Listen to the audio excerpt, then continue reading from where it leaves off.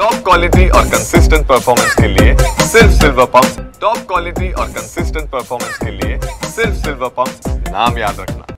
परभणी जिल्ह्यात यावर्षी मागच्या वर्षीच्या तुलनेत खरं तर कमी पाऊस झालेला आहे। सरासरीपेक्षा 100 मिलीमीटर कमी पाऊस या ठिकाणी आतापर्यंत नोंद या ठिकाणी पावसाची झालेली आहे। अशा परिस्थितीत ही मात्र शेजारच्या जिल्ह्यामध्ये जोरदार पाऊस झाल्याने आपण या ठिकाणी पाहतोय नद्या नाले तुडुंब वाहून जात आहेत। या ठिकाणी खरं तर जालना जिल्ह्यामध्ये जोरदार पाऊस झाला आहे, त्यामुळं खडकपूर्णा प्रकल्पातून पाण्याचा विसर्ग करण्यात आला। त्यामुळे जिल्ह्यातील येलदरी जलाशय हा तब्बल 88% पाणी या ठिकाणी जलाशयात दाखल झालेला आहे। तर जायकवाडी प्रकल्पातून पाण्याचा विसर्ग केल्याने गोदावरी नदी मोठ्या प्रमाणावर प्रवाहित होत असल्याचं आपल्याला दिसून येते। खरीप हंगामासाठी जेमतेम पाऊस झालेला आहे। मागच्या वर्षीच्या तुलनेत पाऊस कमी जरी झाला असला तरी मात्र समाधानाची बाब ही आहे की जिल्ह्यातील सर्वच प्रकल्प या ठिकाणी तुडुंब भरल्याचं आपल्याला दिसून येते।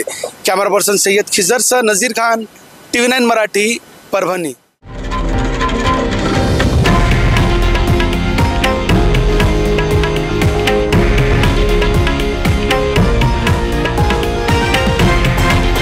हे आहे देशातील नंबर 1 न्यूज नेटवर्क आणि आपण पाहत आहात TV9 मराठी, एकमेव।